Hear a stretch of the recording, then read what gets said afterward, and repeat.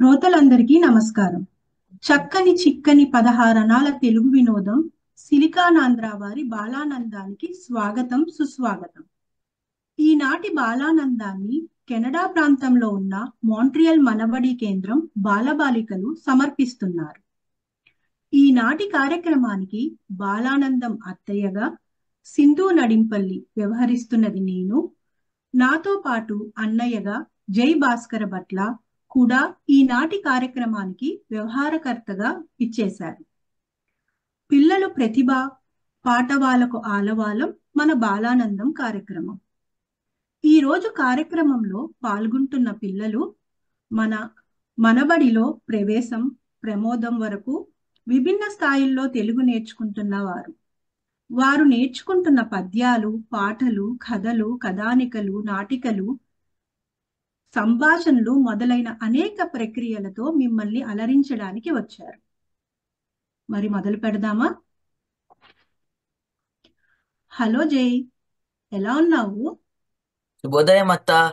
నేను బాగానే ఉన్నాను. జై, మన మనబడి తెలుగు తరగతులు ఎలా జరుగుతున్నాయి? చాలా బాగా జరుగుతున్నాయి అత్త. తెలుగులో నాకు తెలియని ఎన్నో కొత్త విషయాలు నేర్చుకున్నాను. తెలుగు రాయటం కూడా బాగా నేర్చుకుంటున్నాను.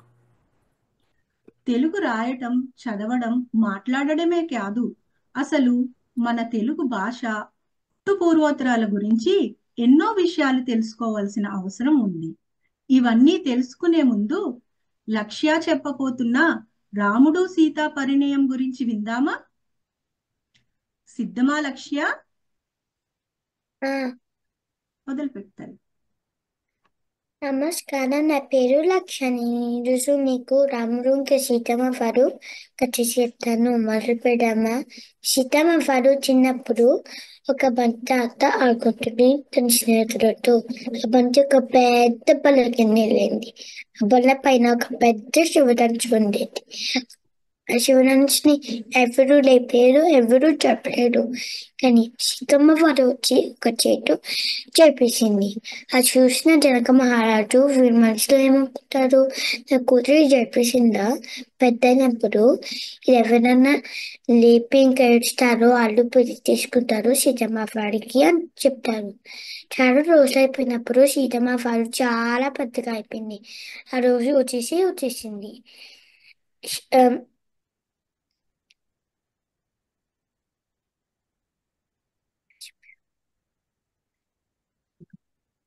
జనక మహారాజు అందరినీ స్వయంవరంకి పిలుస్తారు. ఒక అందరు యువరాజులు కుర్చీలో కూర్చుంటారు. అందరు యువరాజులు నేనే పెళ్లి చేసుకుంటాను సీతమ్మ వారికి అని చెప్తారు. అప్పుడు సీ ఒక యువరాజు వస్తాడు. ఆ యువరాజు శివరాంశుని లేపడానికి ప్రయత్నిస్తాడు, కానీ రాడు. చుట్టుపక్కలందరూ నవ్వుతారు. ఇంకా యువరాజు వస్తారు. ఆ యువరాజు ఏం చెప్తారు? నేనే పెళ్లి చేసుకుంటాను సీతమ్మ వారికి, నేనే బరువు అవుతాను అందరు చూడండి అని చెప్తారు. వెళ్ళి ఒక చేతితో లేపుతారు, కానీ ఇవ్వలేరు. చూడండి పెట్టేసి వెళ్ళిపోతారు. అప్పుడు మన రాములు వారు వస్తారు. రాములు వారు ఒక కన్నుతో సీతమ్మ వారిని చూసి ఒక కన్నుతో జనం చూస్తారు. అది చూసిన సీతమ్మ వారు దాని మనసులో ఏమనుకుంటుంది? రాముడు వారు చాలా బాగున్నారు, శరణ్సుని లేపి ఏడిస్తే బాగుంటది అని అనుకుంటారు మనసులో. శ్రీరాముడు నవ్వుతూ వెళ్తారు. ఒక చేతు శివరాంశుని లేపి ఒక చేతు శివరాంశుని ఏడుస్తారు. అప్పుడు అది చూసిన చుట్టుపక్కల అందరూ జైలు కొడతారు. అది చూసిన సీతమ్మ వారు పరిగెత్తుకుంటూ శ్రీరాముడు మెడలో పువ్వుమాల వేస్తుంది. ఇంకా రాముడు ఇంకా సీతమ్మ వారు పెళ్లి చేసుకుంటారు. నా కథ విన్నందుకు మీకు ధన్యవాదాలు. లక్ష్య, నువ్వు సీతారాముల కళ్యాణం గురించి కళ్ళకు కట్టినట్టుగా నీ ముద్దు ముద్దు మాటలతో చాలా చక్కగా చెప్పావు. అసలు అత్త, మన తెలుగు భాష ఎప్పుడు పుట్టింది? ఎలా పుట్టిందో ఎవరికూ తెలియదు, కానీ మొట్టమొదట సరిగ్గా 2500 ఏళ్ల క్రితం భట్టిప్రోలు దగ్గర ప్రాకృతి ఫలకాల మీద తెలుగు భాష ఆనవాళ్లు కనుగొన్నారు. అత్త, అసలు ప్రాకృతి ఫలకాలు అంటే ఏంటి? ప్రాకృతి అంటే 3000 నుంచి 2500 ఏళ్ల క్రితం వాడిన ఇండో ఆర్యన్ భాషల సమూహం. మరి తెలుగు అనే పదం ఎలా వచ్చిందత్త? మంచి ప్రశ్న జై. దీనికి సమాధానం తెలుసుకునే ముందు లైనా చెప్పబోతున్న వేమన పద్యం విందామా? లైనా సిద్ధమా? సిద్ధమత్త. చెప్తాను. నమస్కారము. నా పేరు లైనా పుప్పుది. నేను ప్రవేశం చదువుకుంటున్నాను. ఇప్పుడు నేను వేమన పద్యం చెప్తాను. ఉంపు కర్ర కాచి ఉంపు తీర్చవచ్చు, కొండలన్నీ పిండి కొట్టవచ్చు, కట్టిన చెట్టు మనసు కరిగింపరాడు, విశ్వదాభిరామ వినురాయము.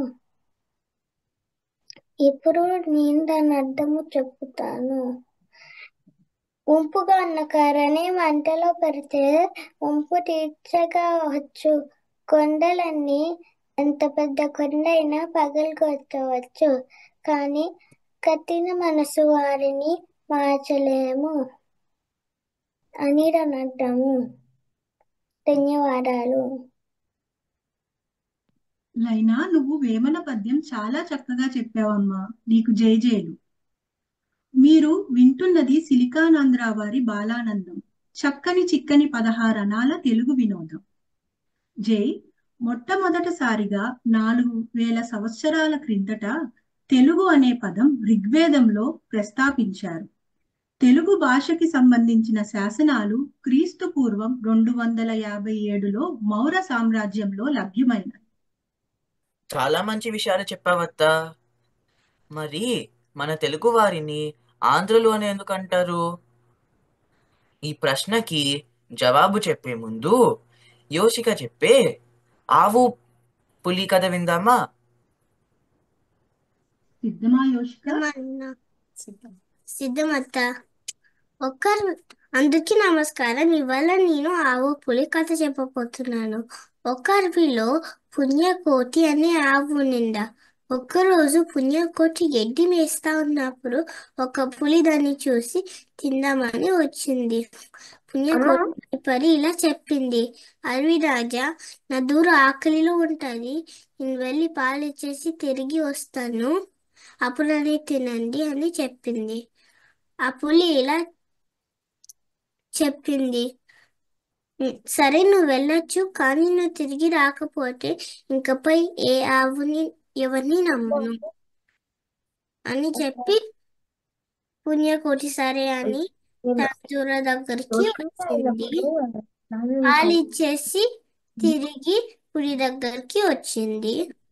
తిరిగిన వచ్చిన ఆవు చూసి ఆ పులి ఆశ్చర్యపోయి ఇలా చెప్పింది: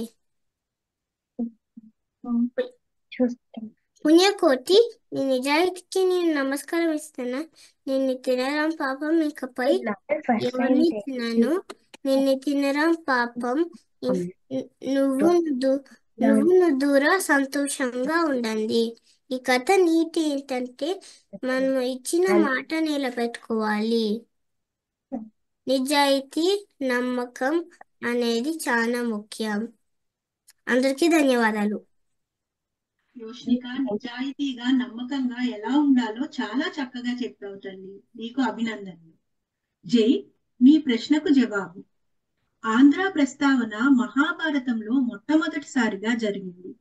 సాత్యకి సారాధ్యంలో నారాయణ సేనలో ఒక తెగవారు ఆంధ్రులు. కాలక్రమేణా వారు కృష్ణా మరియు గోదావరి నది తీర ప్రాంతాలకు వలస వచ్చారు.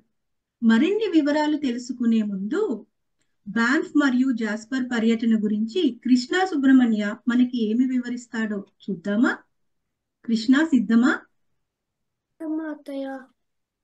చెప్పు. అందరికీ నమస్కారం. నా పేరు కృష్ణ. నేను ప్రవేశం చదువుతున్నాను. ఇవాళ నేను మా అల్బర్టా పర్యటన గురించి చెప్తాను. వేసవి సెలవుల్లో మేము అల్బర్టాకి వెళ్ళాము. అక్కడ క్యాలగరీ, బ్యాన్ఫ్, జాస్పర్ ఇంకా ఎడ్మంటన్ లో తిరిగాము.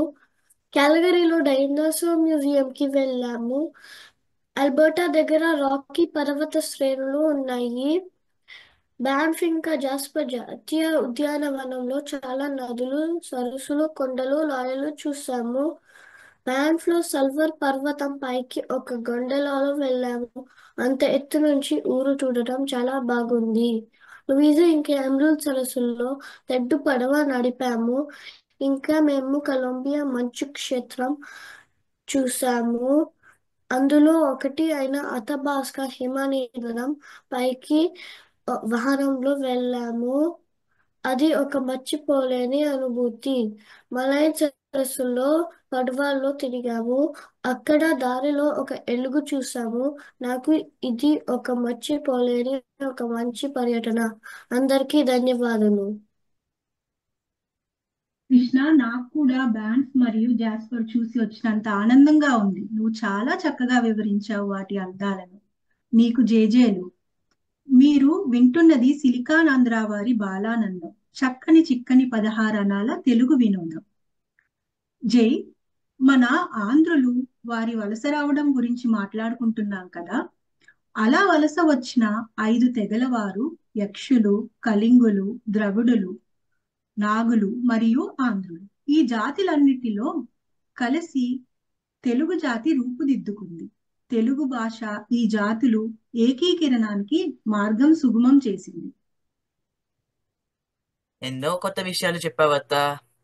ఇప్పుడు జోష్నిగా చెప్పబోయే త్వమేవ మాత పద్యం విందాము.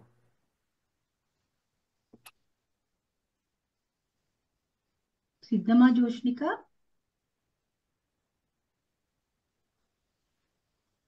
మొదలు పెట్టినాను.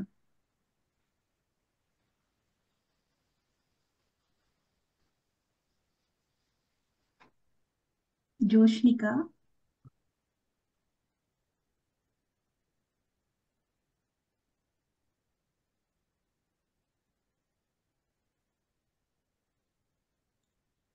జోష్నిక అన్మ్యూట్ చేసుకో.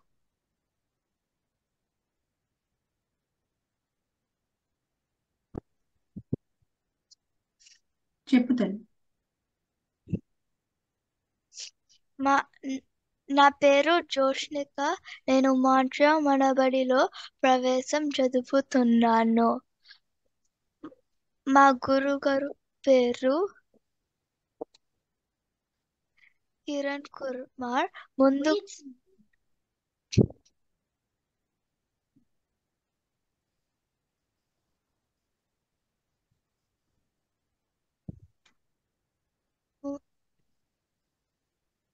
నా పేరు జోష్నిక. నేను మాంట్రియల్ మనబడిలో ప్రవేశం చదువుతున్నాను. మా గురుగారి పేరు కిరణ్ కుమార్. ముందుగా మా గురుగారికి నమస్కారములు. నేను ఒక శ్లోకం పాడాలనుకుంటున్నాను. ఇది రోజు నేను ఇంట్లో నా తల్లిదండ్రులకు నమస్కారం చేస్తూ పాడతాను. ఇది నాకు చాలా ఇష్టమైనది.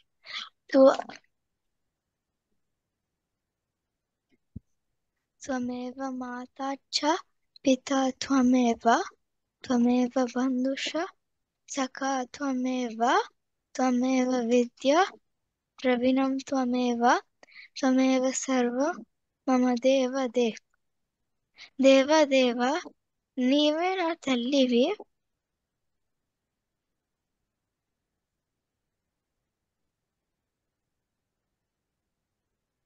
నీవే నా తండ్రివి, నీవే నా బంధువి, నీవే నా మిత్రుడివి, నీవే నా విద్యవు, నీవే నా జ్ఞానవి, నీవే నా సర్వస్వం. ఈ అవకాశం ఇచ్చినందుకు ధన్యవాదాలు. జోష్నిక, నువ్వు చాలా చక్కగా చెప్పావు తల్లి. శ్లోక నీకు జేజేలు. జై, మన తెలుగు జాతిని పాలించిన రాజుల గురించి నీకు తెలుసా? ఓ తెలుసు అత్త. మన తెలుగు జాతిని పాలించిన మొదటి రాజు శాతవాహన వంశానికి చెందిన సిముకుడు కదా. శాతవాహన వంశం కంటే ముందే క్రీస్తు పూర్వం 400 ఏళ్ల క్రితం కుబ్బేరుడు అనే రాజు మన ఆంధ్రులను పాలించారు. తరువాత వివరాలను తెలుసుకునే ముందు యోగా గురించి రినేష్ ఏమి చెప్పబోతున్నాడో విందామా? రినేష్, సిద్ధమా?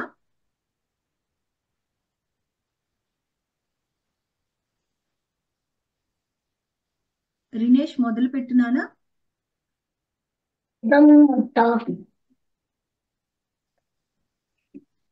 మొదలు పెట్టు. అందరికీ నమస్కారం. నా పేరు దినేష్ చంద్ర. నేను మాటల్ మనబడిలో ఆకాశం చదువుతున్నాను. నేను ఈరోజు ఒక చాలా అద్భుతమైన విషయం గురించి చెప్తాను. అది యోగా. యోగా అంటే మనకు గుర్తొచ్చేది భారతదేశం. దాదాపు 5,000 సంవత్సరాల నుండి మన భారతీయులు యోగా చేస్తున్నారు అని ఆధారాలు ఉన్నాయి. వేదాలు, భగవద్గీత మరియు కొన్ని గ్రంథాలలో యోగా గురించి ప్రస్తావన ఉంది. వీటిని ఉపయోగించి పతాంజలి మహర్షి యోగ సూత్రాలు రాశారు. యోగాలు 4 రకాలు ఉన్నాయి: జ్ఞాని యోగ, భక్తి యోగ, కర్మ యోగ, క్రియా యోగ. శ్రీ ఆది శంకరాచార్యులు, శ్రీ రమణ మహర్షి, శ్రీ వివేకానంద స్వామి మొదలైన మహర్షులు యోగాను జనాల్లోకి తీసుకువెళ్లారు. యోగా అనేది శరీరంను మనసును ఏకం చేసే ఒక సాధన. యోగా చేయడం వలన శరీరంకు శక్తి, మనసుకు ప్రశాంతత వస్తాయి. అంతేకాకుండా యోగా చేయడం వలన ఏకాగ్రత మరియు ఆత్మవిశ్వాసం పెరుగుతాయి.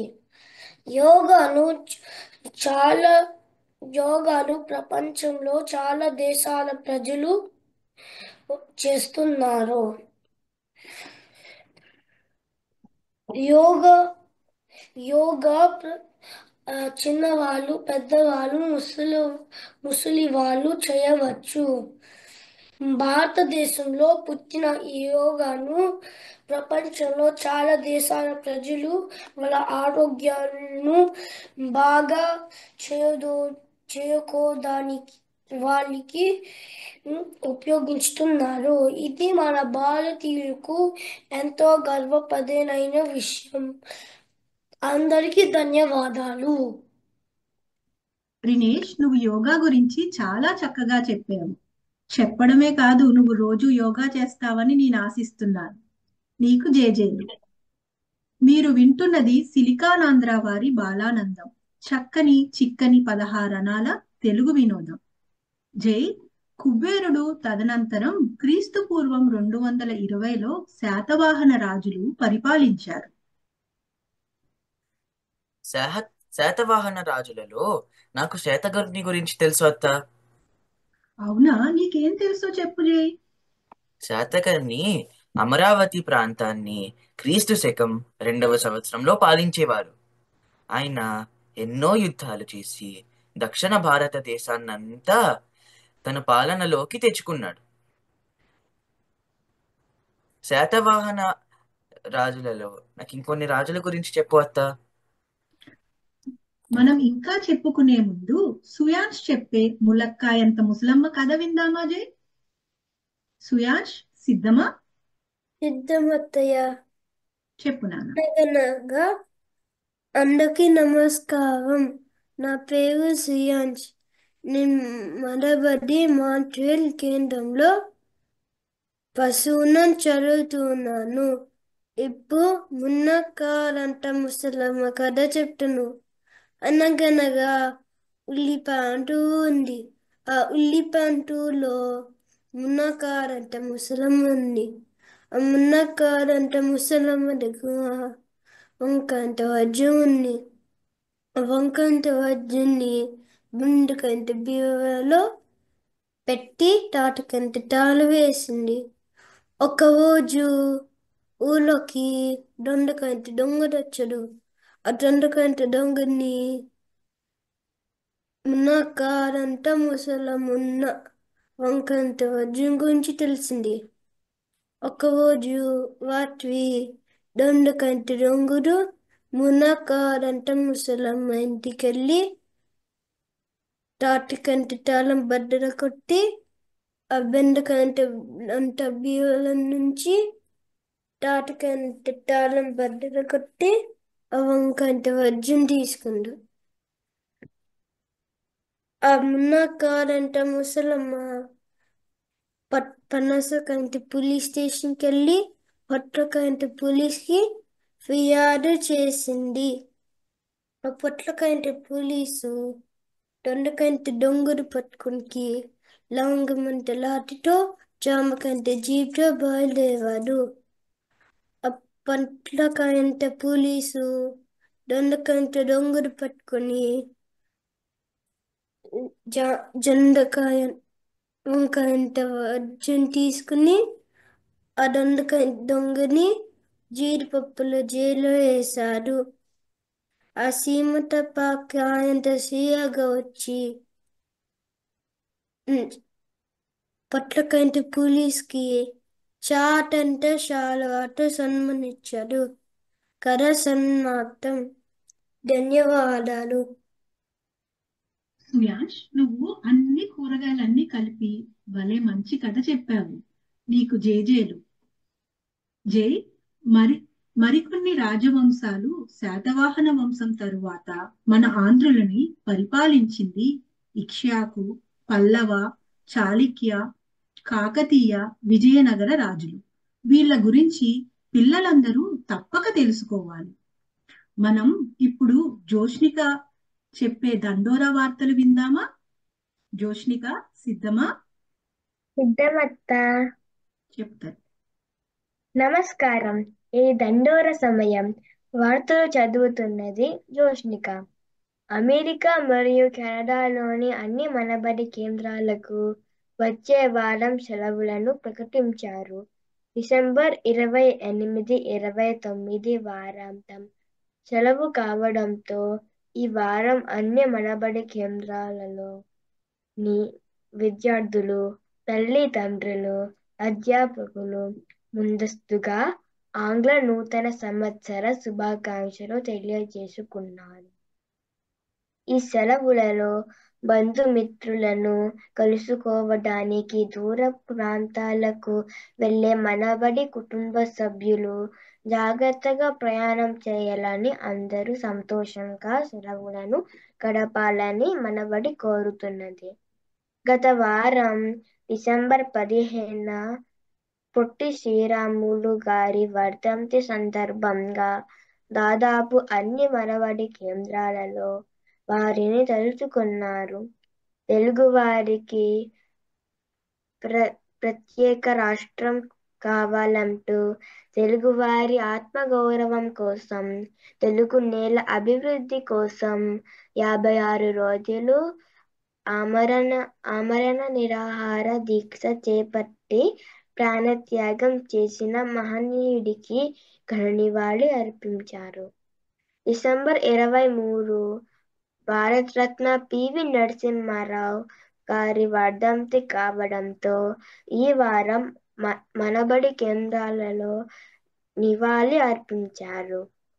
భారతదేశానికి ప్రధానమంత్రిగా సేవ చేసిన ఏకైక తెలుగువారు మన పివి అని స్మరించుకున్నారు. పిల్లలకు ఉపయోగపడే ఎన్నో కార్యక్రమాలు మనబడి నిర్వహిస్తుంది. అందులో బాలానందం ఒకటి. ప్రతి వారాంతం 4 కార్యక్రమాలు ప్రసారం అవుతాయి. మనబడి పిల్లలు ఈ బాలానందం కార్యక్రమాల్లో తెలుగు పద్యాలు, గేయాలు, కీర్తనలు, ప్రముఖులు, తెలుగు భాష, తెలుగు రాష్ట్రాలు, సామెతలు, పొడుపు కథలు, తెలుగు మాటలు, ఇలా ఎన్నో విషయాల గురించి మాట్లాడుతారు. ఇలాంటి కార్యక్రమాల్లో పిల్లలు పాల్గొనడం వలన పిల్లలలో రెట్టింపు ఉత్సాహం కనిపిస్తుంది. బాలబడి బాలబడి నమోదు ప్రక్రియ సంవత్సరాంతం వరకు తెరిచి ఉంటుంది. 4 నుండి 6 సంవత్సరాల పిల్లలను బాలబడిలో నమోదు చేసుకోవచ్చు. మీ పిల్లలను కూడా మన బడిలో చేర్పించండి. రండి, చేయి కలుపుదాం. వివరాలకు manabadi.silkonandhra.org సంప్రదించండి. ఈ వార్తలు ఇంతటితో సమాప్తం. ధన్యవాదాలు. రోష్నిక, మా అందరికీ దండోరా వార్తలు చెప్పినందుకు మీకు అభినందనలు. జై, నీకు తెలిసిన తెలుగు కవుల పేర్లు చెప్తావా? తెలుగు కవులు అంటే నాకు అత్త పోతన మరియు వేమన గుర్తుకొస్తారు. అసలు మొట్టమొదట తెలుగు కవి ఎవరో తెలుసా? క్రీస్తు శకం 940లో మల్లియ రేచన్న అనే కవి కవిజనాశ్రయం అనే కవితా సంపుటిని తెలుగులో మొదటిసారిగా రాశారు. మరికొంతమంది కవుల గురించి తెలుసుకునే ముందు సుహాస్ మరియు శ్రియ చెప్పే ఒక పంచతంత్ర కథ విందామా? సుహాస్, శ్రియ సిద్ధమా? సిద్ధమట్ట. నమస్కారం, నా పేరు సుహాస్. నేను ప్రభాసంలో చదువుతున్నాను. నమస్కారం, నా పేరు శ్రియ. నేను ప్రవేశం చదువుతున్నాను. మేము ఈరోజు ఒక పంచతంత్ర కథ చెప్పుతాము. ఆ పంచతంత్ర కథ పేరు మహిమగల మూలిక. చాలా కాలం క్రితం ఒక అడవిలో మొగెంబు అనే పేరు గల సింహం ఉండేది. ఒక రోజు మొగెంబు తేనె తినాలనే ఆశతో తేనె పట్టుని కదిలించింది. కానీ అది చేయడం వల్ల తేనెటీగలు దాన్ని పొడిచి దాన్ని గుద్దితం చేశాయి. మొగెంబుకి ఒక మంచి స్నేహితుడు ఉన్నాడు. దాని పేరు బజరంగి కోతి. బజరంగి కోతి మొగెంబుని తీసుకుని గజరాజు దత్తుకి వెళ్ళాడు. గజరాజు దత్తు మొగెంబు కళ్ళని చూసి ఇలా అన్నాడు: సింహం కళ్ళు వస్తాయి, ఒక మహిమగల మూలిక కావాలి. ఆ మహిమగల మూలిక ఎక్కడ దొరుకుతుంది అని కోతి అంది. పక్క అడవిలో దొరుకుతుంది. అది అలా కోతి విని ఆ పక్క అడవికి వెళ్ళింది. ఆ పక్క అడవికి మహిమగల మూలిక వెతుకుతూ ఉంటే ఒక రాక్షసుడు కనిపించాడు. కోతి రాక్షసుడికి ఏమన్నానంటే, నేను నీకు ఒక వస్తువు గురించి చెప్తాను. ఆ వస్తువు నిన్ను మరింత శక్తి అవుతుంది. కానీ నాకొకటి చెప్పు, దాని బదులుగా నువ్వు నాకు ఏమిస్తావు అని అంది. అప్పుడు రాక్షసుడు ఏమన్నాడంటే, నేను నీకు అడవిలో పళ్ళన్నీ ఇచ్చేస్తాను, కానీ పళ్ళు నా అడవిలోనే ఉన్నాయి అని కోతి అంది. నేను నీకు ఒక మహిమగల మూలిక ఇస్తాను అని రాక్షసుడు అన్నాడు. కోతి ఏమన్నాడంటే, సరే, ఆ మహిమగల మూలిక నాకు తీసుకురా, నేను నీకు ఆ వస్తువు గురించి చెప్తాను. అప్పుడు రాక్షసుడు ఆ మహిమగల మూలిక ఇచ్చి ఆ వస్తువు గురించి అడిగాడు. అప్పుడు కోతి ఏమన్నాడంటే, ఆ వస్తువు పేరు తెలివి.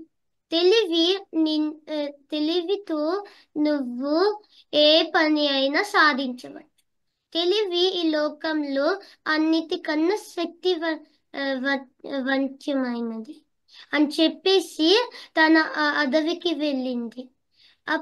తన అడవికి వెళ్ళి ఆ మహిమగల మూలిక గజరాజు దత్తుకి ఇచ్చాడు. గజరాజు దత్తు ఆ మహిమగల మూలిక సింహం కళ్ళల్లో వేసి సింహం కళ్ళల్లో నయమైపోయాడు. ఈ కథలో నీతి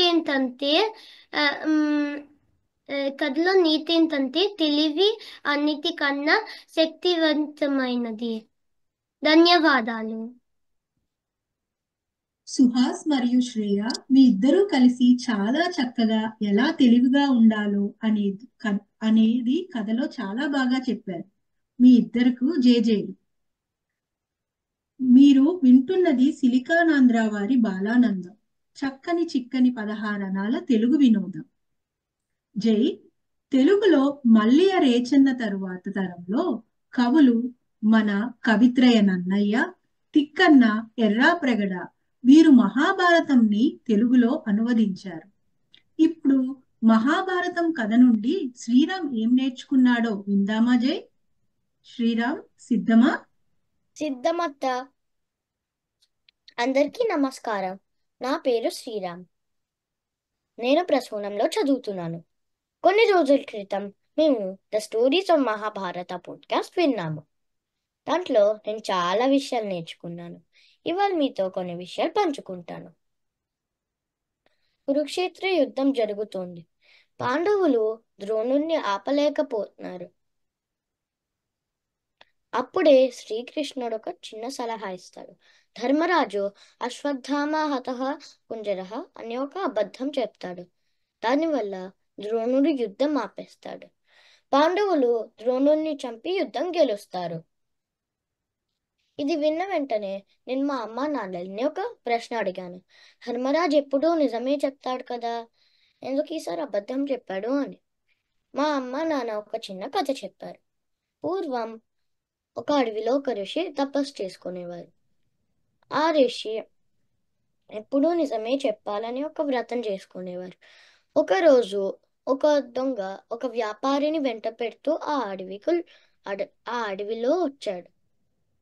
ఆ వ్యాపారి ఆ ఋషి ఆశ్రమంలో దాక్కున్నాడు. ఆ దొంగ ఆ ఋషి వైపు వచ్చి ఆ ఋషిని అడిగాడు, మీరు ఒక వ్యాపారిని చూసారా అని. ఆ ఋషికి నిజం చెప్పాలా అబద్ధం చెప్పాలా తెలియట్లేదు. ఆ ఋషి నిజం చెప్తాడు. ఆ దొంగ ఆ వ్యాపారిని చంపి డబ్బులు నగలు దోచుకుంటాడు. ఆ వ్యాపారిని చంపిన పాపం ఆ ఋషికి కూడా అంటుకుంది. ఆ ఋషి చాలా బాధపడుతూ అనుకున్నాడు, నిజం చెప్పడం గొప్పదే, కానీ అహింస ఇంకా గొప్పది. ఈ కథతో ధర్మరాజు ధర్మాన్ని కాపాడడం కోసం అబద్ధం చెప్పాడని అర్థమైంది. యుద్ధం ఎన్ని రోజులు జరిగితే అంత హింస కదా. అలాగే మనం అబద్ధం చెప్పొచ్చని కాదు, మనం చెప్పే నిజం ఎప్పుడు ధర్మాన్ని అనుసరించుతూ ఉండాలి. మంచివారి పట్ల హింసను ప్రేరేపించే నిజం చాలా ప్రమాదం. ధర్మాన్ని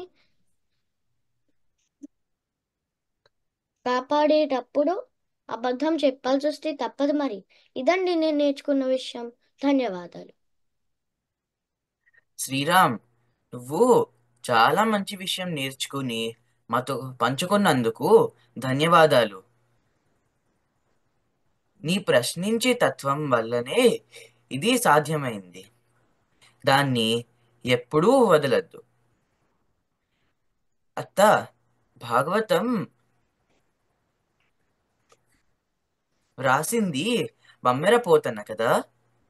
అవును జై, కానీ పోతన కంటే ముందు తరంలో బద్దెన భూపాల అనే కవి సుమతి శతకం రాశారు.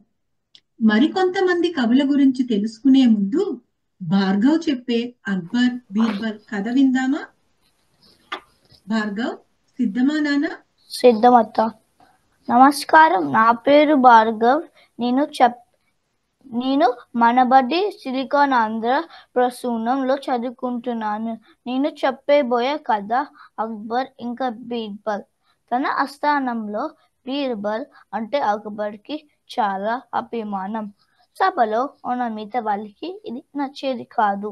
వాళ్ళు బీర్బల్ కంటే తెలివైన వాళ్ళం అని వాళ్ళ నమ్మకం. అక్బర్ ఇది గమనించిండు. ఒకరోజు అక్బర్ సభని ఉద్దేశించి మాట్లాడిండు. ఏం మాట్లాడిండంటే, మీకు ఒక పరీక్ష పెడుతున్నాను. ఆ పరీక్ష ఏంటిదంటే, ఊరిలో ఉన్న కాకులు అన్నీ లెక్క పెట్టి నాకు చెప్పాలి. ఎవరైతే సరైన జవాబు చెప్తే ఎవరైతే సరైన జవాబు నాకు చెప్తే వాడు తెలివైన వాడు అని ఒప్పుకోవాలి. ఇంకా నేను మంచి పదవి ఇస్తాను అని చెప్పిండు. అప్పుడు అందరూ ఇదే సరైన సమయం, బీర్బల్ కంటే మేమే తెలివైన వాళ్ళం అని నిరూపించడానికి అని అనుకున్నారు. అందరూ బయలుదేరినారు కాకులు లెక్క పెట్టడానికి. అందరూ కాకులు చెట్ల మీద, ఇళ్ళ మీద, నది ఒడ్డున లెక్క పెడుతున్నారు. కానీ బీర్బల్ ఇంట్లో విశ్రాంతి తీసుకుంటుండు. రాజు చెప్పిన రోజు రానే వచ్చింది.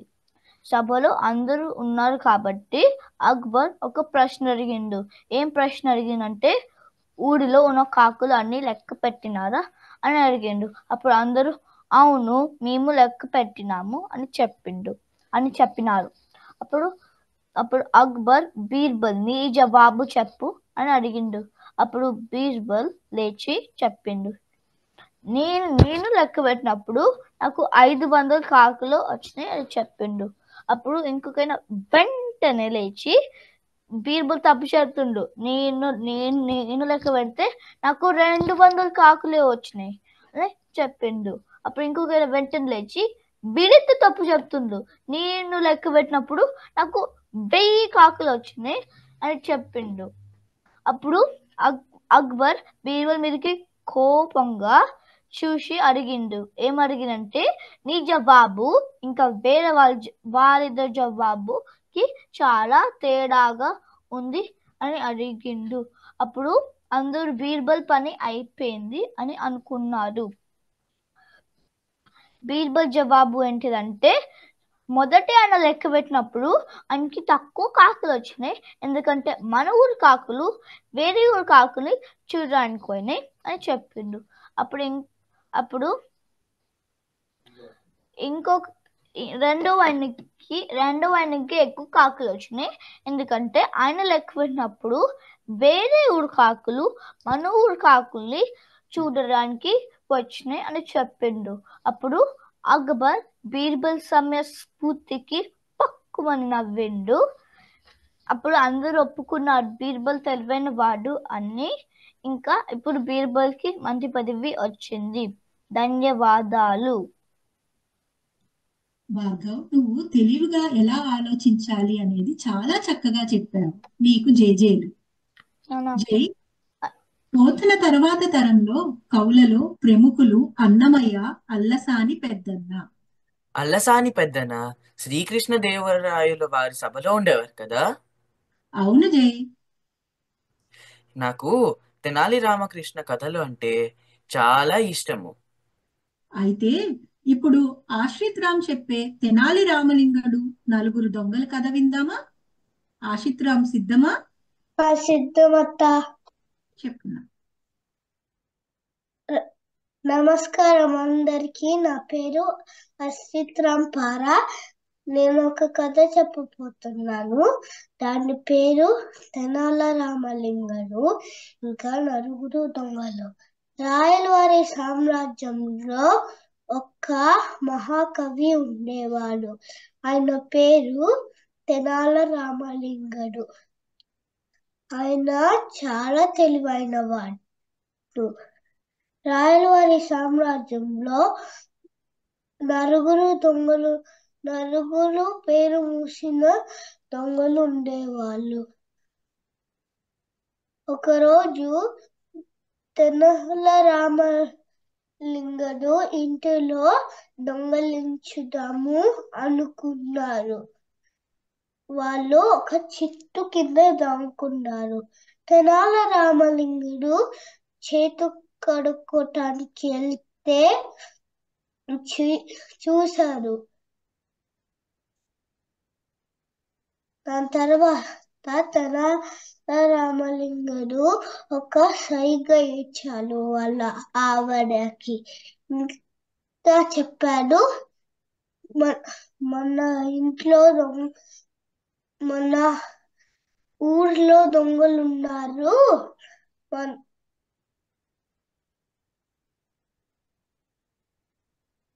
మన పక్క మన బంగారం అంతా బాయిలో వేద్దాము అన్నారు మూట కట్టి. తర్వాత మూట కట్టి రాళ్ళేశారు. వేసి దాంట్లో వేశారు. తర్వాత తెనాల రామలింగుడు పడుకుందాము అన్నారు. వాళ్ళు పడుకున్నారు. వాళ్ళు దొంగలు ఆ దొంగలు రెండు రెండు రెండు దొంగలు బావిలో దూకారు. మూట దొరకలేదు. బావిలో నీళ్లు తీసేద్దాము అన్నారు. వాళ్ళు చాలా త్వరగా చేశారు, ఎందుకంటే మార్నింగ్ అయితే ఇంకా వాళ్ళు కొడతారు అని. వాళ్ళు చాలా అలసిపోయారు. రెండు దొంగలు బావిలో దూకి మూట తీసుకెళ్లి దాంట్లో ఏముందో చూశారు. రాళ్ళు ఉన్నాయి. పరిగెత్తుకుంటా ఎప్పుడు దొంగలించము అని తెనాల రామలింగుడు ఎంత తెలివి నీతి, ఎంత తెలివి అయితే ఏ ప్రమాదాన్ని జయించొచ్చు. ధన్యవాదాలు. నాకు ఇష్టమైన కథ ఎంతో చక్కగా ఆకట్టుకునేలా చెప్పావు. నీకు అభినందనలు ఆశ్రిత్ రామ్. అత్త, మరి తెలుగు వ్యాకరణం ఎవరు రాశారు? మంచి ప్రశ్న జై. తెలుగు వ్యాకరణాన్ని మొదటిసారిగా నన్నయ్య ఆంధ్రశక్త చింతామణి అనే పుస్తకంలో రాశారు. జై, నిన్ను ఇంకొక ప్రశ్న అడిగే ముందు మెక్సికో పర్యటన గురించి నయన్ ఏమి చెప్పబోతున్నాడో విందామా? సిద్ధమా నయన్?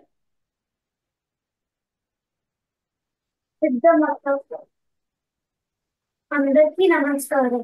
నా పేరు నయన్ సుమిత్రారావు. ఈ ఏడాది శరత్కాలంలో అంటే ఫాల్ సీజన్ లో మా కుటుంబానంతా కలిసి మెక్సికో సిటీలో ఉన్న క్యాన్కున్ కి విహార యాత్రకు వెళ్ళాము. ఆ పర్యటన విశేషాలని ఇవాళ మీతో పంచుకుంటాను. అమ్మ, నాన్న, చెల్లి, నేను ఉదయాన్నే మాహిళ విమానాశ్రయానికి చేరుకున్నాము. విమానం బయలుదేరిన దగ్గర నుంచి అక్కడ ఏం చేయాలో అని చెల్లి, నేను ప్రణాళిక వేసుకున్నాము. మేము సరైన సమయానికి క్యాన్కున్ చేరుకున్నాము. క్యాన్కున్ వాతావరణం చాలా వేడిగా ఇండియా వాతావరణం లాగా ఉంది. ఎటు చూసినా కొబ్బరి చెట్లతో చాలా అందంగా ఉంది. మేము కొండలో విడిదికి చేరుకున్నాము. ఆ విడిది చాలా పెద్దది. నాకు చాలా నచ్చింది. ఆ బస్సులో పెద్ద పెద్ద 6 ఈత కొలువులు ఉన్నాయి, అంటే స్విమ్మింగ్ పూల్స్. మా గది కూడా చాలా చక్కగా ఉంది. పెద్ద టీవీ కూడా ఉంది. మేమందరం అక్కడ ఈత కొలువులో సేద తీరాము.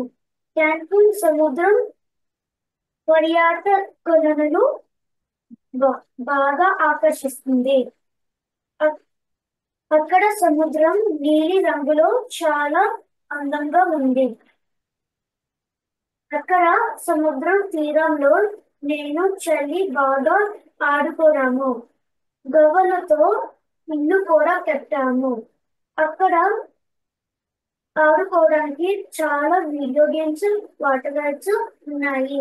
నేను వీడియో ఆటలో చలవ కలదలు గెలిచాను.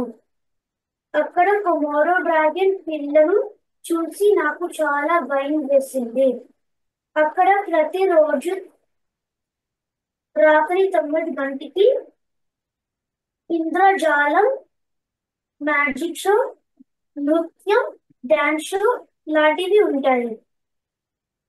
మేమందరం చాలా ఆనందంగా గడిపాము. అమ్మ, నాన్నలకు చాలా ధన్యవాదాలు. ఇదేనండి మా మెక్సికో పర్యటన కబుర్లు. ధన్యవాదాలు. డయన్, నువ్వు చాలా బాగా చెప్పావు. నేను కూడా ఈ క్రిస్మస్ సెలవులకి మెక్సికో వెళ్తాను. నీకు జేజేలు. జై, మన వేదాలను ఎవరు విభజించారో తెలుసా? ఓ తెలుసు అత్త, వ్యాస మహర్షి. అందుకనే అతనికి వేదవ్యాసుడు అని కూడా అంటారు. మరి వేదాలని తెలుగులో రాసింది ఎవరో తెలుసా? తెలీదు అత్త. వేదాలని తెలుగులో రాసింది దాశరథ రంగాచార్యుల వారు. అత్త, ఇవాళ నాకు చాలా మంచి విషయాలు చెప్పావు. ధన్యవాదాలు. ఇప్పుడు ఆఖరిగా మన ముందుకు వస్తోంది భారతమాత వందే వందే అంటూ స్మరిక.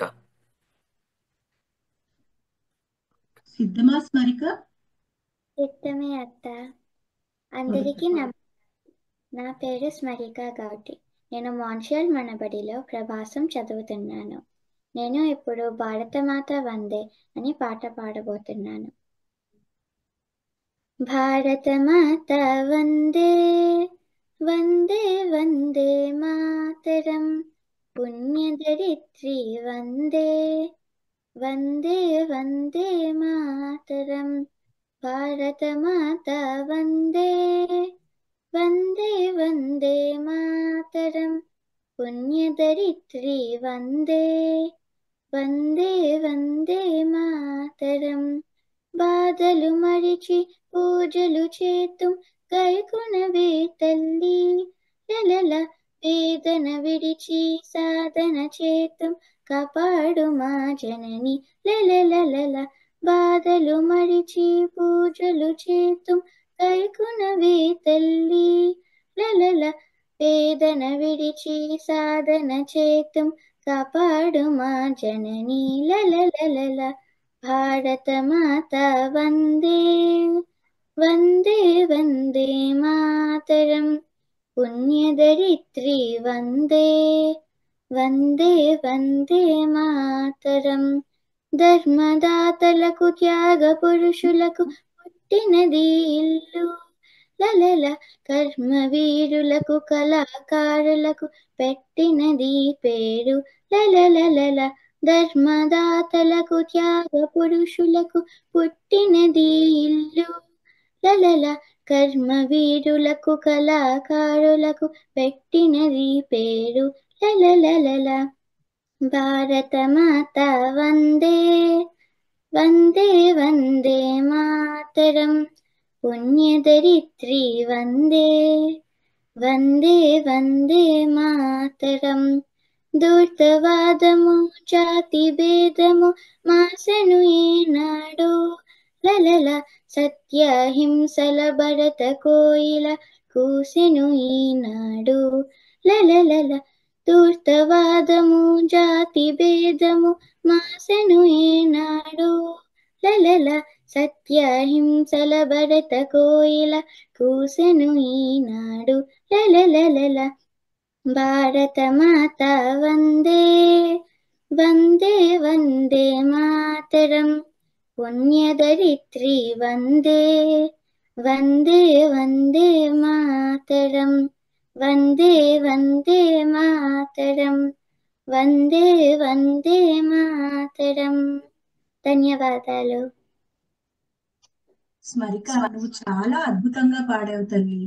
నీకు అభినందనలు. జై, నీకు తెలుగు రాయడం వచ్చు కదా? మన తెలుగు లిపిని ఏమంటారో తెలుసా? మన తెలుగు లిపిని బ్రహ్మి లిపి అంటారు. మన దక్షిణ భారతదేశంలో ఉన్న తమిళ్, కన్నడ మరియు మలయాళం భాషలని బ్రహ్మి లిపి నుంచి పుట్టుకొచ్చినవి.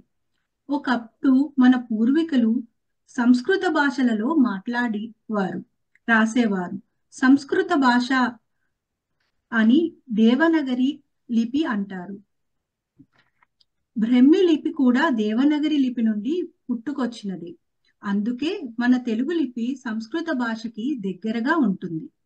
మన తెలుగు భాష ఇంకొక గొప్పతనం ఏంటంటే, ప్రతి తెలుగు పదం అచ్చులతో వచ్చే శబ్దంలో ముగిస్తుంది. ఈ ప్రత్యేకత మన తెలుగు భాషకి మాత్రమే సొంతం.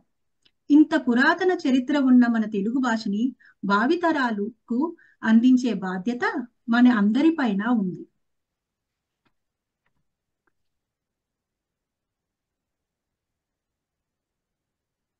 ఏ కార్యక్రమం సుసంపన్నం అవ్వాలన్నా అది ఎందర కృషి ఫలితమో కదా. అలాగే ఈనాటి కార్యక్రమం కోసం మాకు సహకరించిన మా కెనడా ప్రాంత సమన్వయకర్త గీతాదేశు గారు మరియు ప్రవీణ్ పటపర్ల గారు, మా మనబడి కేంద్ర సమన్వయకర్త శ్రావణి రాంపల్లి గారికి, నా తోటి గురువులకు శ్రీకాంత్, శ్రీలత, సారథి, విజయలక్ష్మి, కిరణ్ మరియు కళ్యాణ్ గార్లకు అభినందనలు. పిల్లలకు శిక్షణ ఇచ్చిన వారి తల్లిదండ్రులందరికీ హృదయపూర్వక ధన్యవాదాలు. అలాగే బాలానందం బృందానికి కూడా మా ప్రత్యేక ధన్యవాదాలు. ఈ చిన్నారులందరూ పద్యాలు, పాటలు, కథలు చెప్పడమే కాకుండా తెలుగులో చక్కగా మాట్లాడాలని మనబడిలో మా అందరి ఆశయం కూడా. మనమందరం తెలుగు వింటూ, మాట్లాడుతూ, చదువుతూ ఉంటేనే కదా అది సాధ్యం పడుతుంది. అందుకు ఒక ప్రతిజ్ఞ చేద్దామా మనం? రండి.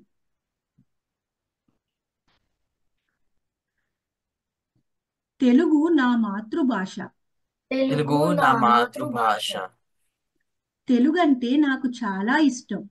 తెలుగు అంటే నాకు చాలా ఇష్టం. తెలుగు వారందరితో నేను తెలుగులోనే మాట్లాడుతాను.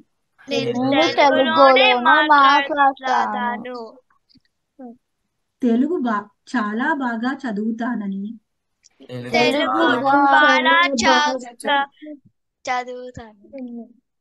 మంచి తెలుగు మాటలు ఎన్నో వింటూ రాస్తూ ఉంటానని ప్రతిజ్ఞ చేస్తున్నాను. జయ హో తెలుగు తల్లి. జయ జయ హో తెలుగు తల్లి. మా అందరి ఆశయంలో మీరు కూడా భాగ్యస్వాములు కండి. www.manabadi.silicanandhra.org ని సందర్శించండి. అందరికీ ధన్యవాదాలు.